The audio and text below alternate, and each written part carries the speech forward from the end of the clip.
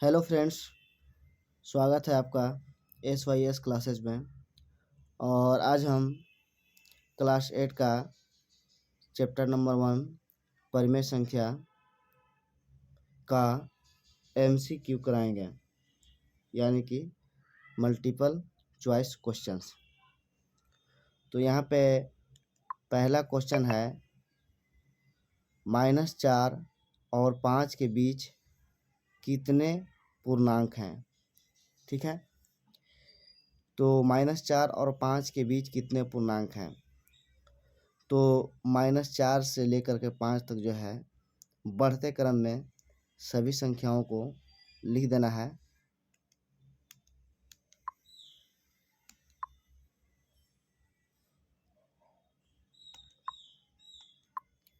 तो यहाँ पे हम लिख देते हैं -4, -3, -2, -1, 0, 1, 2, 3, 4, 5।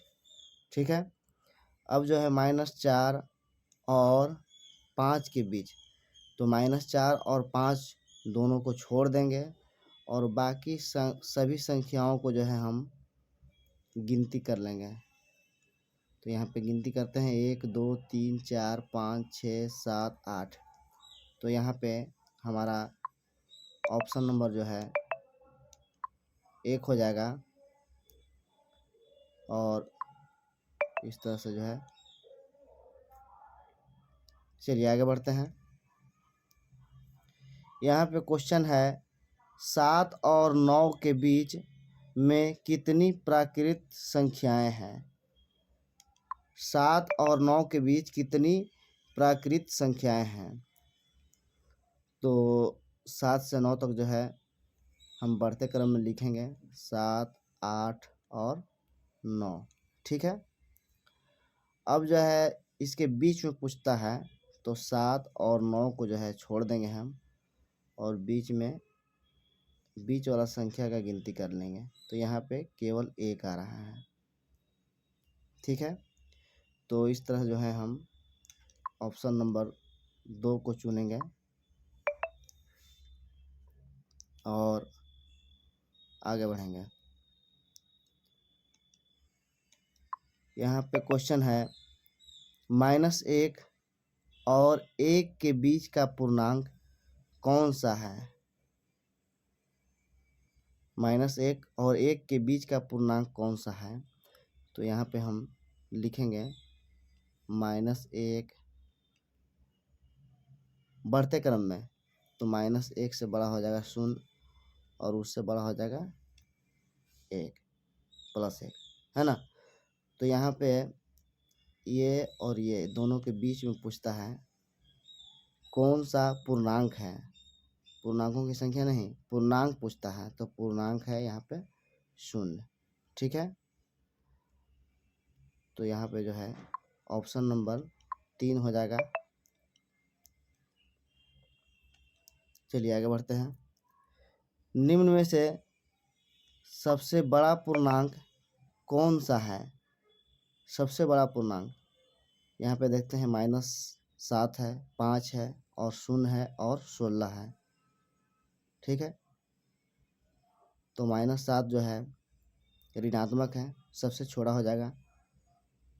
ठीक है, इसको सबसे पहले हम बढ़ते क्रम में लिखेंगे, -7, 0, 5 और 16, है ना। सबसे अंतिम में जो है जो भी संख्या रहेगा बढ़ते क्रम में वो सबसे बड़ा हो जाएगा।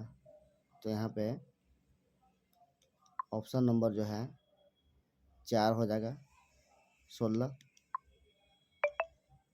ठीक है, तो आगे बढ़ते हैं।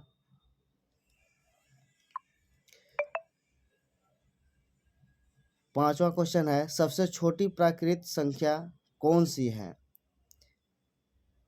सबसे छोटी प्राकृत संख्या कौन सी है। ठीक है, तो इस ऑप्शन में पूछता है 0 है, 1 है, -1 है या 2 है। तो सबसे पहले हम प्राकृत संख्या का परिभाषा देखेंगे। वैसी संख्याएं जो गिनती में प्रयुक्त होता है और किसी भी वस्तु को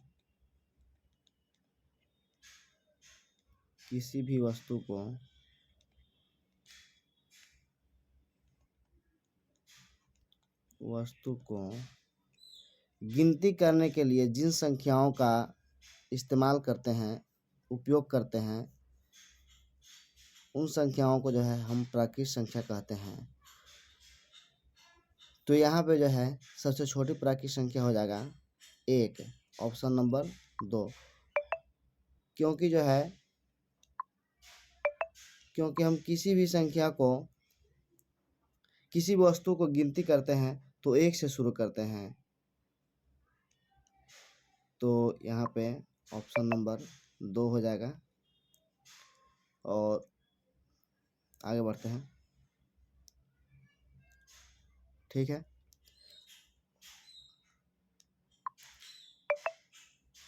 यदि a और b कोई दो परिमेय संख्याएं हों तो a और b के मध्य की परिमेय संख्या कौन सी होगी? यदि a और b कोई दो परिमेय संख्या हो तो a और b के मध्य की परिमेय संख्या कौन सी होगी? ठीक है, तो यहाँ पे बीच में कहा जा रहा है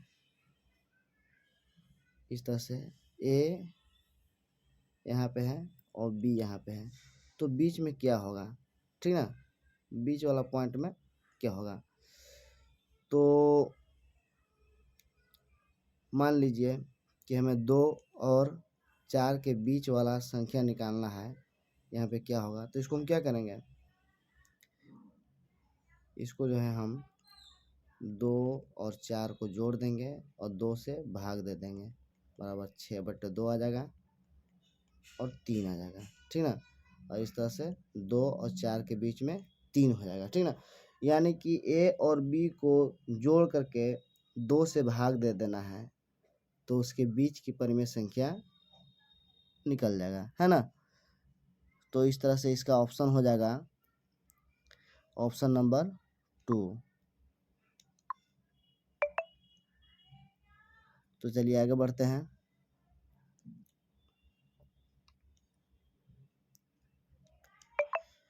सभी धनात्मक एवं ऋणात्मक संख्याओं को संयुक्त रूप से क्या कहा जाता है? सभी धनात्मक एवं ऋणात्मक संख्याओं को संयुक्त रूप से क्या कहा जाता है?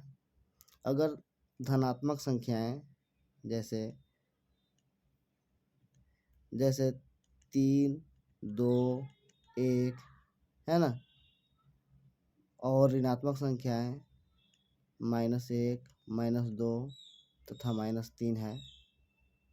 ठीक है, तो इन सभी को संयुक्त रूप से मिला दिया जाए, एक ही श्रेणी के अंदर रखा जाए तो ये कौन सी संख्याएं होंगी? तो हम सभी जानते हैं कि पूर्णांक संख्याएं जो हैं उसमें ऋणात्मक, धनात्मक और शून्य तीनों चीज़ शामिल रहता है। तो शून्य तो यहाँ पे नहीं कह रहा है, फिर भी ऋणात्मक और धनात्मक का बात आया है तो ऑप्शन के हिसाब से जो है पूर्णांक संख्या हो जाएगा, है ना। क्योंकि प्राकृत संख्या में तो ऋणात्मक संख्या होता नहीं है, पूर्ण संख्या में भी ऋणात्मक नहीं होता है। ठीक ना, तो इसका हो जाएगा ऑप्शन नंबर 3। चलिए तो आगे बढ़ते हैं। -2 और 3 के बीच में कौन कौन से पूर्णांक हैं? -2 और 3 के बीच में कौन कौन से पूर्णांक हैं? तो चलिए इसको बढ़ते क्रम में लिख देते हैं। -2, -1, 0, 1, 2 और 3।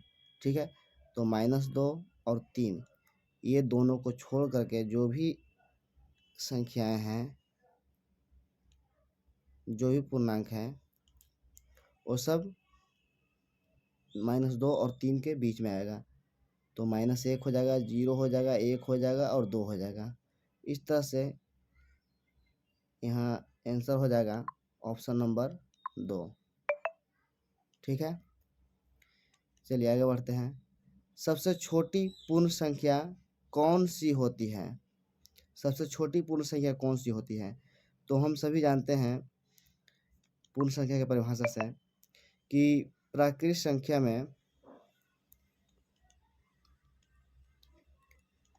संख्या में शून्य को मिला लेते हैं, शामिल कर लेते हैं, तो पूर्ण संख्या बन जाता है। और हमें ये भी पता है कि प्राकृत संख्या जो है 1 से शुरू होता है, और जब हम शून्य को मिलाएंगे तो 1 से छोटा हो जाएगा, है ना। तो इस तरह इसका आंसर हो जाएगा ऑप्शन नंबर 1 शून्य। ठीक है, तो आगे बढ़ते हैं। निम्न में से कौन सी सबसे छोटी प्राकृत संख्या है? निम्न में से कौन सी सबसे छोटी प्राकृत संख्या है? यहाँ पे हम देखेंगे कि प्राकृत संख्या जो है सबसे छोटी 1 होता है, लेकिन यहाँ पे एक ऑप्शन है नहीं।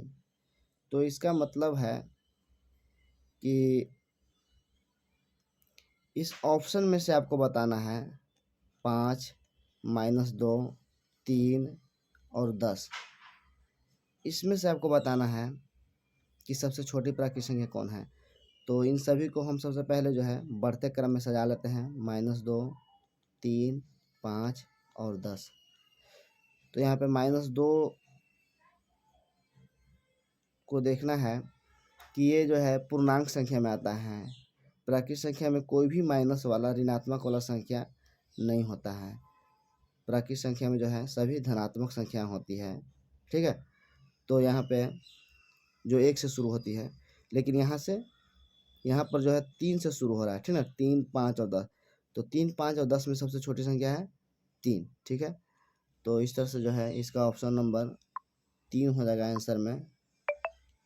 और आगे बढ़ते हैं। -3 और 3 के बीच कितने पूर्णांक होते हैं?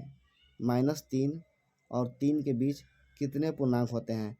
तो इसको भी हम बढ़ते क्रम में लिखेंगे, -3, -2, -1, 0, 1,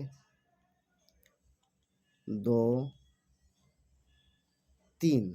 ठीक है, तो यहाँ पे -3 और लास्ट वाला 3, ये दोनों को छोड़ देंगे और बाकी जो भी संख्याएं हैं, जो भी पूर्णांक हैं, उन सभी को गिनती कर लेंगे। 1, 2, 3, 4, 5। ठीक है, 1, 2, 3, 4, 5। तो इस तरह से इसका आंसर हो जाएगा ऑप्शन नंबर 2, 5। ठीक है, आगे बढ़ते हैं। संख्याओं 7 और 17 के मध्य कितनी पूर्ण संख्याएं होती हैं? है ना, संख्याएं 7 और 17 के मध्य, मध्य मतलब बीच में, मध्य मतलब बीच में। तो यहाँ पे हम लिखेंगे बढ़ते क्रम में 7, 8, 9, 10, 11, 12, 13, 14, 15, 16, 17। ठीक है, तो यहाँ पे जो है 7 और लास्ट वाला 17, ये दोनों को जो है हम छोड़ देंगे और बाकी को जो है गिनती कर लेंगे। तो यहाँ पे हो जाएगा 1, 2, 3, 4, 5, 6, 7, 8, 9। ठीक है ना, तो यहाँ पे कुल बीच में जो है 9 पूर्ण संख्याएं आ रही हैं। देखो, पूर्ण संख्या में जो है शून्य और बाकी के प्राकृत संख्याएं, मतलब धनात्मक संख्याएं होती है। ठीक ना, तो यहाँ पे ऑप्शन नंबर 1 हो जाएगा 9 संख्याएं। और नेक्स्ट, -2 और 2 के बीच कितने पूर्णांक होते हैं?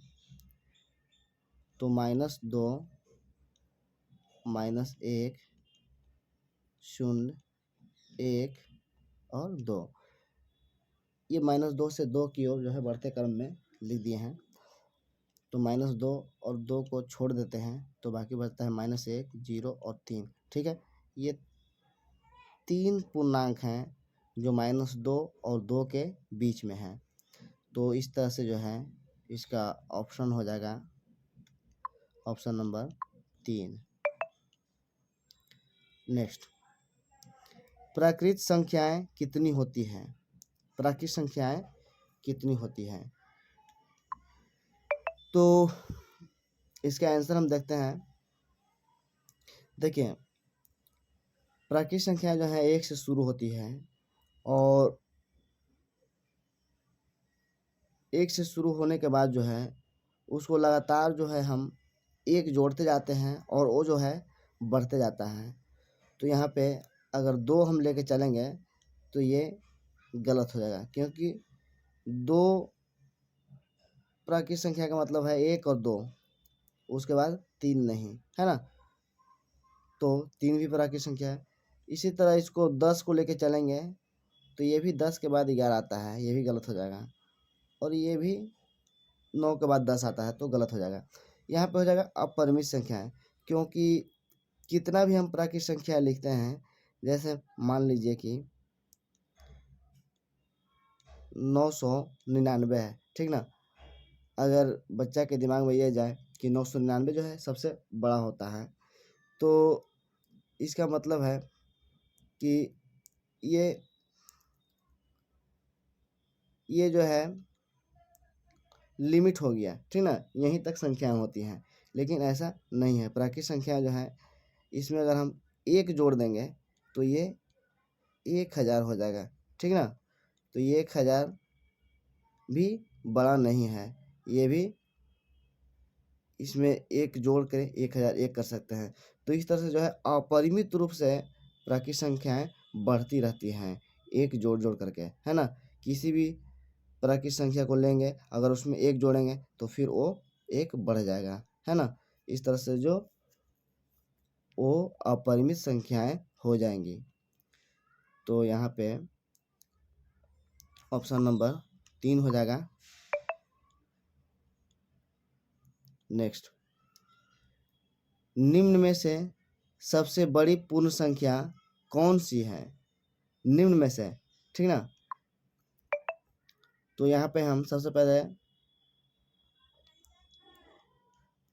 सजा लेते हैं बढ़ते क्रम में 0 4 7 और 9, है ना।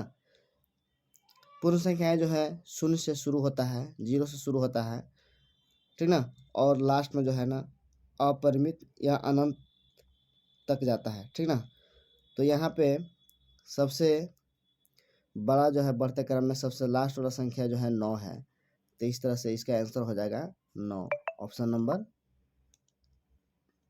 हो जाएगा 4, ठीक है। नेक्स्ट, यदि 5 और 8 पूर्णांक हो तो निम्नलिखित में से कौन सा पूर्णांक नहीं होगा? यदि 5 और 8 पूर्णांक हो तो निम्नलिखित में से कौन सा पूर्णांक नहीं होगा,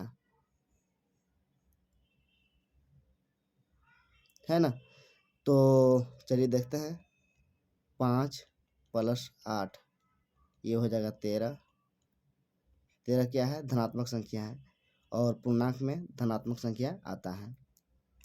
5 - 8 = -3, यह है -3। तो पूर्णांक में -3 भी आता है तो ये भी हो जाएगा, ठीक है। 5 × 8 = 40, ये धनात्मक संख्या, ये भी पूर्णांक में आएगा। 5/8, तो 5/8 इसको जब हम भाग देते हैं, ठीक है, तो ये हो जाता है 0.8 × 48, 8 × 16, 8 × 5 = 40, ठीक है। ये दशमलव में आता है 0.625, ठीक है। तो ये पूर्णांक में नहीं आता है। पूर्णांक में कौन कौन सा आता है? पूर्णांक में माइनस आता है, शून्य आता है और प्लस वाला संख्या आता है। ठीक ना, ये बस 3 चीज़ याद रखना है। पूर्णांक संख्या में माइनस वाला, शून्य वाला और फिर प्लस वाला, धनात्मक संख्या वाला। तो इस तरह से इसका ऑप्शन हो जाएगा, आंसर हो जाएगा 5/8, ऑप्शन नंबर 4। ठीक है, तो चलिए नेक्स्ट चलते हैं। निम्न में से सबसे बड़ी प्राकृतिक संख्या कौन सी है? निम्न में से सबसे बड़ी प्राकृतिक संख्या कौन सी है? तो यहाँ पे जो है हम बढ़ते क्रम में लिखते जाएंगे। 2, 2 के बाद 6, उसके बाद 16, उसके बाद 19। तो यहाँ पे हम देखते हैं कि सबसे लास्ट वाला संख्या जो है 19 है। तो इस तरह से जो है इन चारों ऑप्शन में जो है सबसे बड़ी संख्या 19 हो जाएगा। अगर ऐसे पूछता है कि सबसे बड़ी संख्या कौन सी होती है, सबसे बड़ी प्राकृतिक संख्या कौन सी होती है, तो उसका आंसर अपरिभाषित कर सकते हैं, क्योंकि कोई भी वैसा संख्या नहीं है जो सबसे बड़ी संख्या हो सकती है, सबसे बड़ी प्राकृतिक संख्या हो सकती है। क्योंकि किसी भी प्राकृतिक संख्या में एक हम जोड़ते हैं तो वो एक बढ़ जाता है और प्राकृतिक संख्या जो है अनंत होती है, अपरिमित होती है। तो इस तरह से यहाँ ऑप्शन के हिसाब से देखा जाए तो सबसे लास्ट वाला जो संख्या है बढ़ते क्रम में 19, ये सबसे बड़ी प्राकृतिक संख्या है इन चारों में से।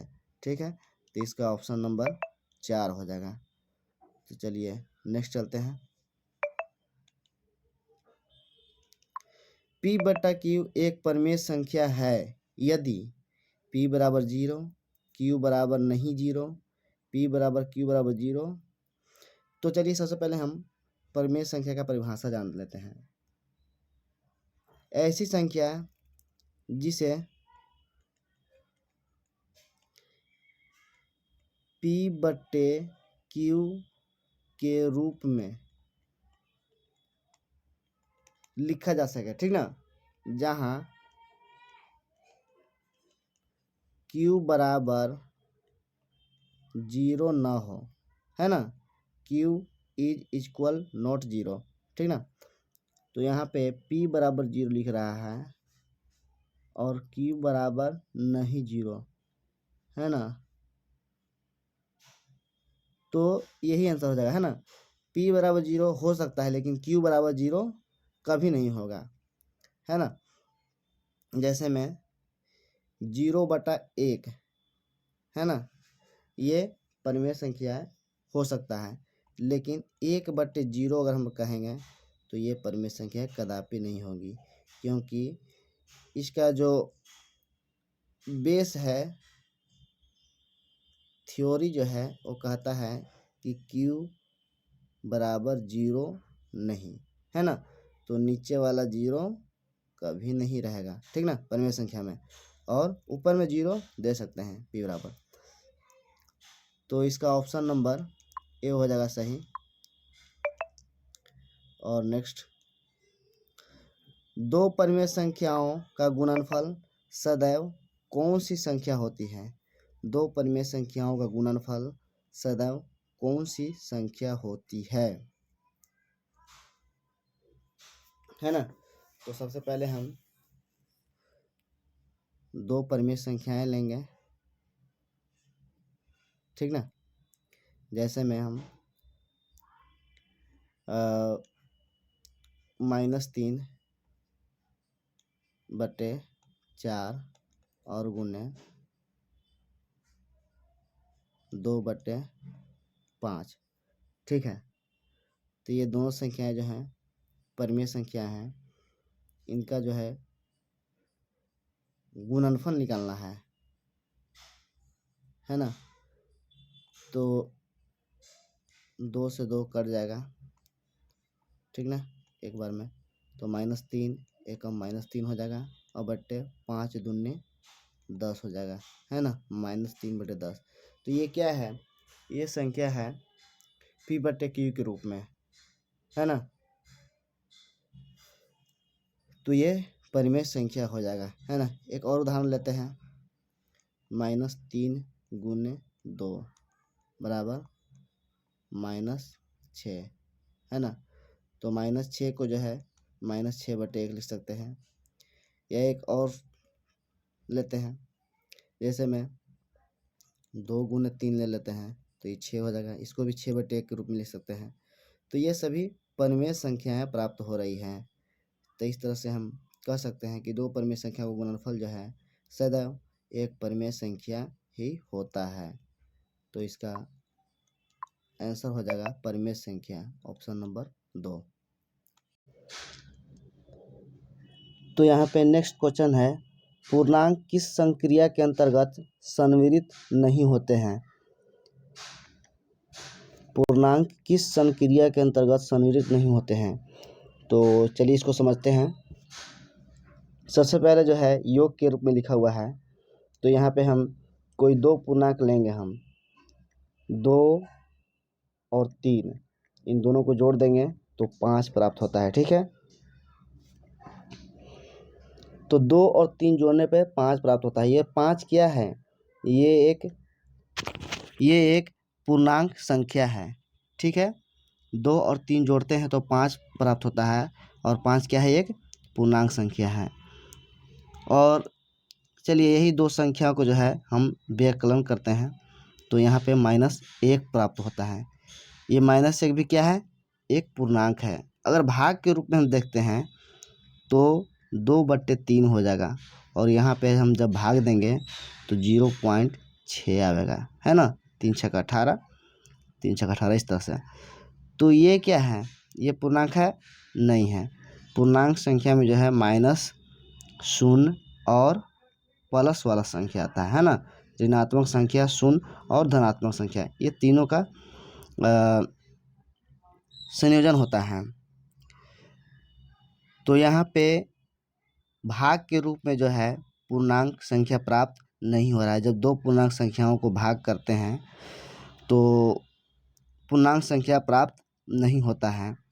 तो इस तरह से हम कह सकते हैं कि ये पूर्णांक जो है भाग के अंतर्गत संविलित नहीं होते हैं, और इस तरह इसका आंसर हो जाएगा ऑप्शन नंबर 3, भाग के, है ना। और इसी के साथ जो है कुल 20 क्वेश्चन आज के लिए